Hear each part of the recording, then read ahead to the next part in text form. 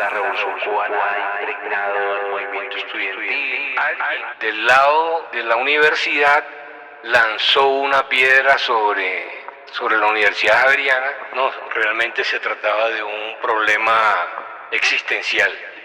Sí. Desde ahora estás en modo podcast. Desconéctate del mundo y viaja con nosotros unos cuantos minutos. Te aseguramos que la vas a pasar muy bien y descubrirás cosas que no sabías. La Facultad de Ingeniería de la Universidad Distrital Francisco José de Caldas, Bogotá, Colombia, presenta Los Cuentos de la Distri. Las historias que van más allá del cuento. Conducen Luz Esperanza Borges y Fernando Palma. Bienvenidos. Gracias por escucharnos. Estamos en nuestro episodio número 2. Bienvenidos a Los Cuentos de la Distri, las historias que van más allá del cuento. De cara a Luz Esperanza, ¿cómo va? Bienvenida al episodio número 2. Gracias, todo muy bien, estamos muy contentos, hemos recibido una gran cantidad de comentarios realmente maravillosos y muy satisfactorios con todo este tema del podcast. Muchas personas a la expectativa de este segundo capítulo, que la verdad les anticipo va a estar de maravilla, porque tenemos no solamente el profe Reina, sino que tenemos un invitado espectacularmente maravilloso que yo sé que todos van a estar en la facultad súper felices de estar con él. Y quedaron cosas pendientes, profesor Reina. Bienvenido al episodio 2, se llama El Inicio. Usted nos dejó muy antojados con un cuento de un estudiante que llegó a ser rector. Empecemos por ahí.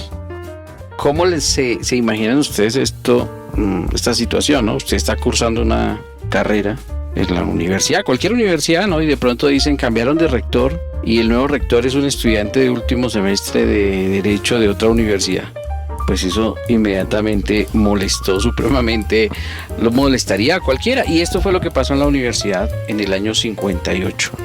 En el año 58 el secretario de Educación decidió nombrar a un estudiante de la Universidad Javeriana que estaba en último semestre. Él se llamaba Guillermo Rubio, que era además familiar del secretario de Educación. Cuando los estudiantes se enteran de eso, que la sede no era todavía aquí en la calle 40, sino es en la sede de los ferrocarriles nacionales, allá sobre la plazoleta del Rosario, donde queda hoy en día la Universidad Gran Colombia, pues los estudiantes estaban, eso se unió con otra cosa, y es que estaban en una reforma de estatutos y ese tipo de cosas. Y en ese momento, pues entonces dijeron, bueno, esto no lo podemos, digamos que aceptar. Y en el mes de marzo, precisamente para esta misma época, los estudiantes entran en su primera huelga. Y el asunto fue tan interesante que la prensa llamó, bueno, hay titulares, la Universidad Distrital, bueno, yo creo que todo el mundo diría, ¿y eso qué es la Distrital en esa época, no? Pero en ese momento todavía se encontraba la Junta Militar, y entonces envían a un capitán. Y entonces el capitán viene, habla con los estudiantes y le dice al rector, bueno, ¿y usted qué hace acá? No, a mí no me nombró el secretario de Educación. Entonces va y habla con el secretario de Educación, le dice, no lo puede nombrar porque pasa esta circunstancia. Y entonces dice, bueno, pues entonces a mí no es parte de la autonomía del secretario. Así es que el capitán entrega el informe a la Junta Militar, la cual decide llamar al alcalde Masuera. Y Masuera decide pues destituir al secretario de Educación para a su vez destituir al rector de la universidad. Y obviamente es un triunfo estudiantil porque es el primer rector que los estudiantes terminan sacando por cuenta estuvo un mes por cuenta de una inhabilidad clara en su momento. Y eso dio para otro evento que va a ocurrir y el cual la mayoría del estudiantado no lo conoce, pero esa huelga dio lugar a que en las instalaciones de la Universidad Distrital, ya Distrital se llamaba, Abel Naranjo Villegas presentara lo que se conoce como el himno del estudiante colombiano. Lo firman en el interior de la universidad y lo presentan como tal. Eso es un detalle que nadie conoce, poca gente conoce, pero que resultó importante. Porque, pues digamos que ahí podemos empezar a mirar cómo los estudiantes han sido protagonistas de esta historia.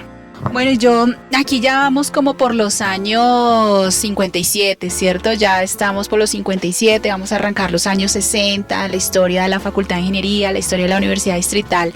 Y aquí me gustaría presentar a nuestro siguiente invitado para que nos empiece a contar también un poquito acerca de cómo fue ese arranque, esa evolución de la Facultad de Ingeniería. Entonces, aquí les quiero contar, como nos lo decía el profe Reina en el capítulo anterior, teníamos los ingenieros electrónicos, que es de las carreras con la que arranca, y aquí tenemos a un profe hoy invitado.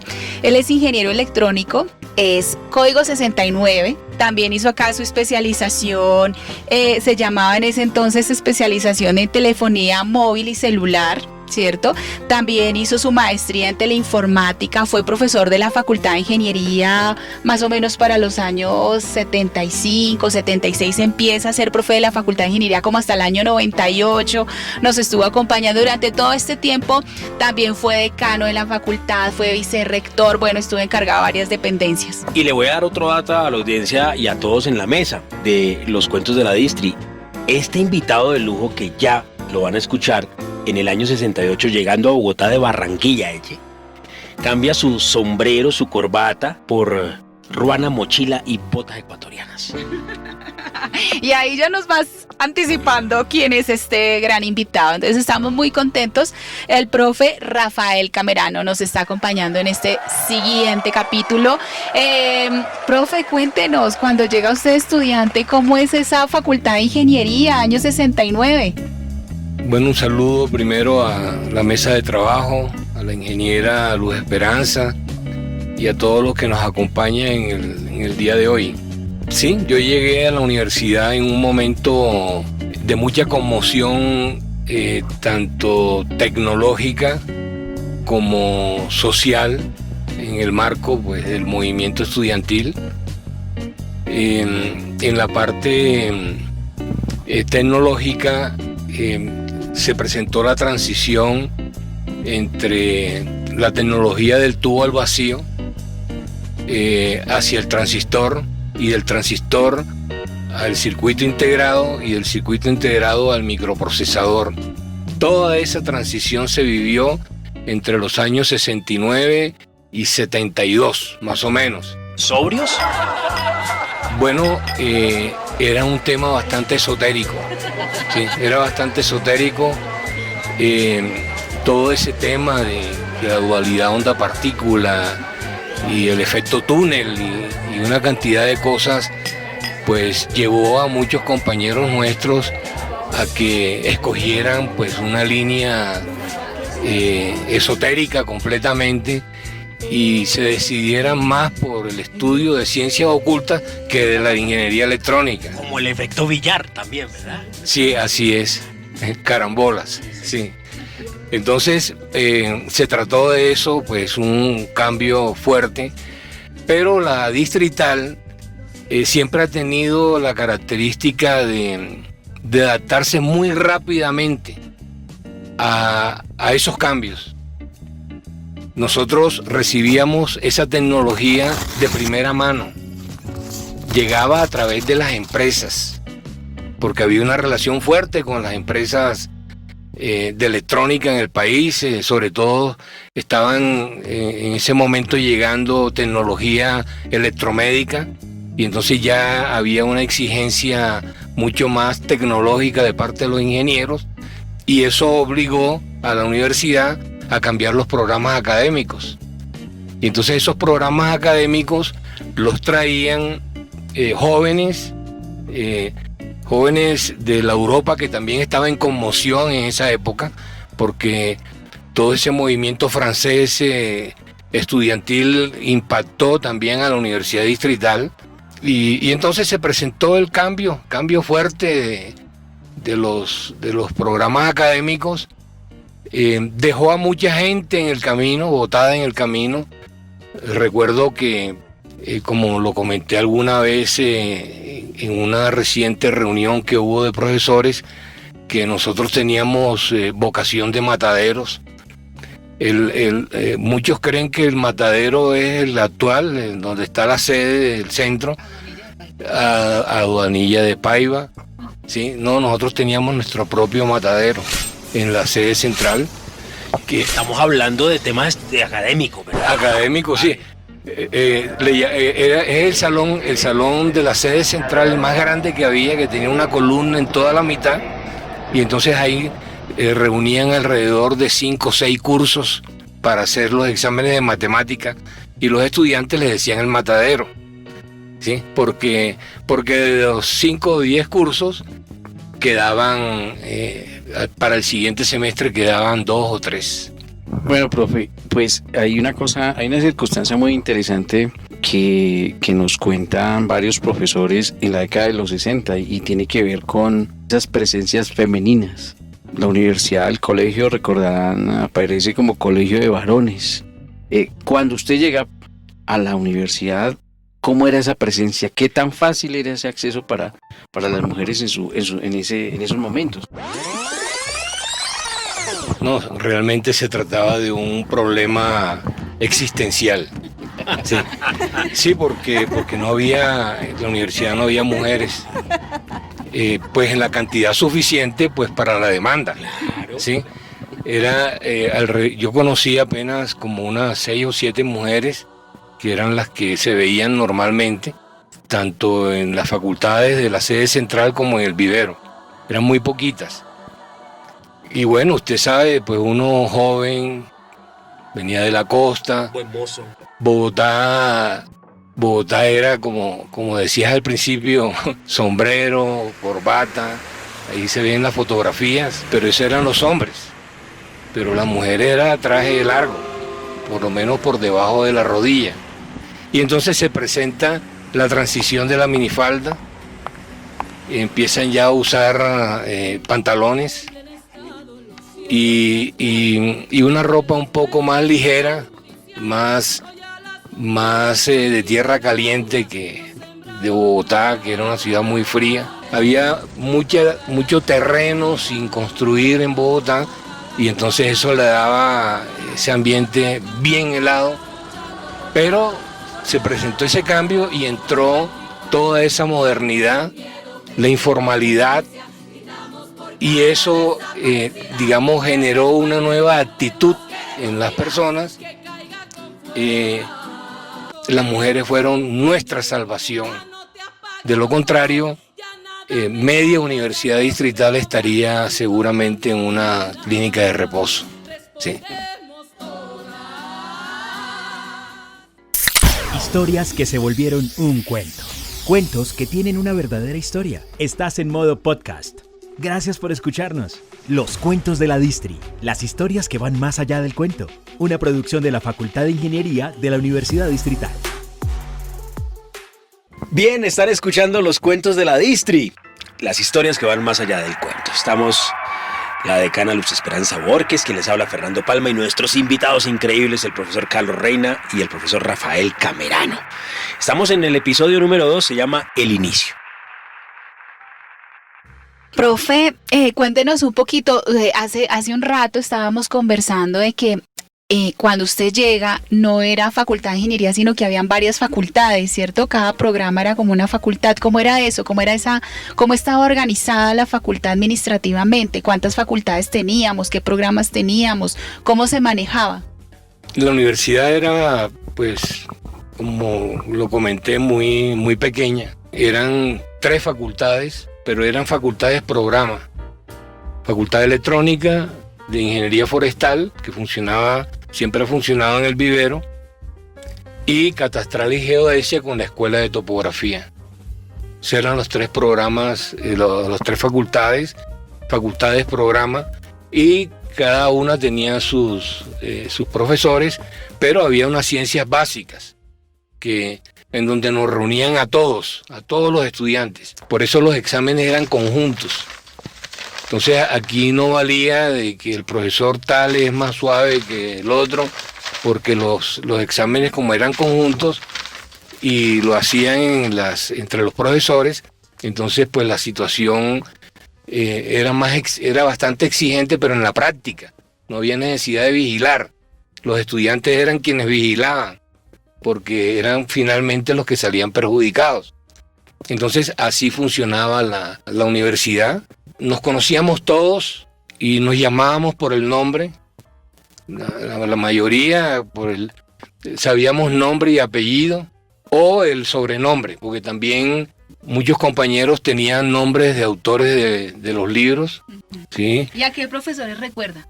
Pues yo recuerdo a Piolín, que el profesor Cifuentes era profesor de matemática, a la profesora Carmenza, era una profesora que muy bonita, y ella, digamos que establecía como la diferencia. El salón siempre se llenaba de alumnos y de personas externas que no de la universidad, que no veían la materia con ella, sino que asistían porque además era muy buena profesora. O sea, ella ganaba muchos likes en esa época, como en las redes hoy en día. Como en las redes hoy en día, sí, mucho dedo arriba. Claro. Sí. Entonces era, digamos, había una relación muy fraternal entre todos, profesores, estudiantes y directivos de la universidad. Entonces siempre se luchó por el presupuesto, porque así sean 500 estudiantes y básicamente 2 sedes, la central y la del vivero, a pesar de ser tan pequeña, siempre había déficit presupuestal y había necesidad pues de estar permanentemente exigiendo eso. Profesor Reina, ¿cómo es el entorno de Bogotá y de Colombia en ese preciso momento que el profesor Camerano nos está contando de estos momentos históricos de la Facultad de Ingeniería? No, pues los 60 arrancan de una manera, digamos, revolucionaria en todo el sentido. La revolución cubana ha impregnado el movimiento estudiantil, las ideas de la revolución, de la izquierda, desata movimientos en las universidades y empieza también una separación interesante entre las universidades públicas y privadas, por ejemplo. Eso va a ser algo interesante que se va a dar allí. Y la universidad tuvo, digamos, esto lo mencionan varios relatos. Por ejemplo, en el año 65 hay un evento muy particular. Viene la invasión de los Estados Unidos a República Dominicana y resulta que cerraron la Nacional porque la Nacional pues protestó por esa invasión y los estudiantes de la Nacional se vinieron aquí a la 40. Entonces aquí hicieron una olla, hicieron una cosa así y entonces cuentan por ejemplo, el Tigre Pérez, nos cuenta también otros profes, el profesor Germán Clavijo, decía, no, pues organizaron como una especie de catapultas ahí sobre el lado del Gallinero, decían, y empezaron a lanzar cosas contra la Javeriana. ¿Por qué? Porque no tomaban posición política. Entonces decían, bueno, eso es interesante. Yo empecé a buscar, empecé a rastrear cómo llega la cosa y encontré una serie de fotografías donde habían estudiantes de la Distrital golpeándose con los estudiantes de la Javeriana. Y entonces, pues imagínense algo que nos dice el profe muy parecido, dice, bueno, pero el periódico El Tiempo repite cada vez, por favor, no peleen más los javerianos y los caldasianos, por favor, no más. Y dije, pero ¿cuál era la razón? Y el periódico decía que había razones políticas y en alguna parte encontré que decía que se habían dado un enfrentamiento por cuenta de la presencia de unas mujeres en la discusión. Yo dije, bueno, pero esto no decía nada más. Entonces me encuentro con un profe de acá de Ingeniería Industrial. Y el profe me dice, el profe es del año 65, y el profe Julio, creo que es Julio Díaz, el profe que cuenta esto, y dice, ¿cómo no? Si es que acaban de entrar las primeras estudiantes, las primeras 3 mujeres llegan aquí a la universidad, se desata ese lío allá, y en medio de los javerianos empujando a los de la Distrital por cuenta de una situación, y es que no podían sacar el carro. Entonces, y nosotros parados al frente del parqueadero y en esos uno de los estudiantes de la Javeriana empuja a una de las estudiantes de la universidad. Eran 3 estudiantes y entonces decía el profesor Julio, se puede imaginar usted lo que significaba para nosotros en una universidad donde solo había 3 mujeres que empujaran a una de ellas. Pues eso es uno de esos motivos que propiciaron ese tipo de cosas. Pero la universidad no estuvo ajena a todo este tipo de fenómenos.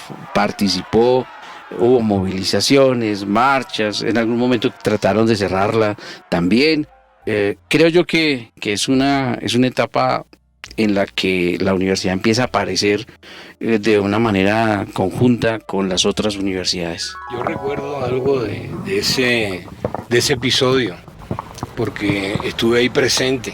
La séptima era la calle favorita de la distrital para bloquearla. Entonces, siempre que había asamblea o algo, alguna exigencia, entonces todo el mundo salía, subíamos a la séptima, no existía todavía el túnel, y entonces se bloqueaba la séptima. Eso fue recurrente, hasta que un día pues los estudiantes de la Javeriana no les gustó pues que cada ratico les bloquearan la séptima, y alguien del lado de la universidad lanzó una piedra sobre la Universidad Javeriana y le cayó a los vidrios que había antes en la fachada. Ese vidrio se partió y casi que pues cayó un accidente. No lo hubo, y entonces de allá salieron unos estudiantes de deporte, porque me acuerdo que había uno bastante alto que se metió con Nico. Nico era un trabajador creo que era de personal, ¿sí? Entonces, pero Nico era bajito, delgadito y peleonero, pero es decir, físicamente no le daba para enfrentarse al otro, y entonces ese hecho fue registrado precisamente por la prensa. Y pues finalmente a través del deporte logramos limar aspereza con la Javeriana, tanto que desfilaban con nosotros. Han pasado ya minutos y nosotros quisiéramos hablar horas, pero el tiempo es limitado. Así que vamos con la última, porque lo siguiente lo contaremos en el otro episodio, que será el número 3, porque aquí tenemos muchos episodios de esta temporada de los cuentos de la Distri. Hoy estamos en el inicio. Como estamos en modo podcast, puedes conectarte en cualquier momento o continuar con nosotros. La Facultad de Ingeniería de la Universidad Distrital te está presentando Los Cuentos de la Distri, las historias que van más allá del cuento. Sí, una última para este capítulo, porque muchos profesores y estudiantes nos hablan bastante de El Gallinero. Entonces, cuéntenos qué era eso del gallinero. El gallinero era un salón que quedaba exactamente donde está la entrada por la séptima. La entrada hasta el borde sur de la universidad, todo eso era un espacio de un salón grandísimo que había allí. Ese salón sirvió para las obras de teatro, presentación de teatro. Allí también practicaban los de teatro, practicaban los de karate. Es muy importante tener en cuenta que la universidad no tenía zonas verdes, y todo el béisbol, el fútbol, el basquetbol, el voleibol, en todo nosotros éramos muy buenos a nivel nacional en un espacio reducido. Era solo patio bonito, nada más, era cancha, era multideportiva. Ahí se hacía de todo. Y en el Gallinero se hacían asambleas. Se hizo el 5º Encuentro Nacional Estudiantil. En esa época se hacían encuentros nacionales. Se hizo ahí en el Gallinero. Fama de revoltoso sí, siempre la ha tenido. ¿Cuándo? Desde que yo conozco la distrital, desde el año 69 cuando llegué, yo creo que hasta la fecha siempre ha tenido esa fama. Pero ha tenido también igualmente la fama de ser una universidad exigente 1A. Entonces, esa parte es importante tenerla en cuenta. Eso es increíble. Usted que está ahí en su carro, que está haciendo deporte, que está en el exterior, saludos a toda nuestra audiencia en el exterior, de egresados, de personas que han colaborado con la universidad, que han hecho parte de estos cuentos y de estas historias. Les mandamos un abrazo y muchos cariños por estar conectados a los cuentos de la Distri, nuestra serie podcast. Hoy estamos en el episodio 2, inicio. Ya viene el número 3 para que pronto nos escuche. A los profesores Carlos Reina y Rafael Camerano, muchísimas gracias. Están invitados a esta mesa de trabajo cuando quieran y cuando gusten.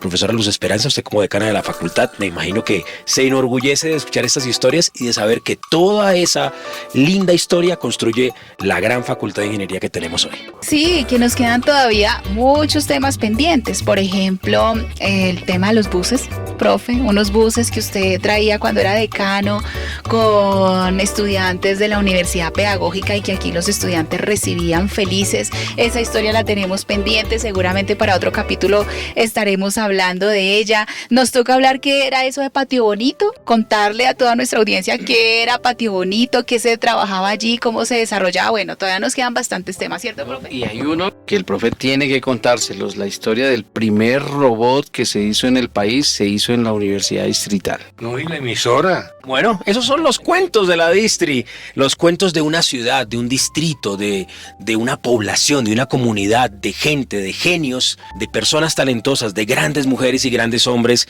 que han hecho parte de la historia del mundo y de Colombia, que estudiaron, hicieron parte, enseñaron en la Universidad Distrital Francisco José de Caldas y la Facultad de Ingeniería. A la vuelta de un clic estaremos en el episodio número 3. Estos son los cuentos de la Distri, las historias que van más allá del cuento. Valoramos mucho tu audiencia. Qué nota que hayas compartido con nosotros algo de tu tiempo en modo podcast. Todo este gran equipo de la Facultad de Ingeniería de la Universidad Distrital Francisco José de Caldas agradece mucho tu audiencia y te invita a escuchar el siguiente capítulo, Los Cuentos de la Distri, las historias que van más allá del cuento.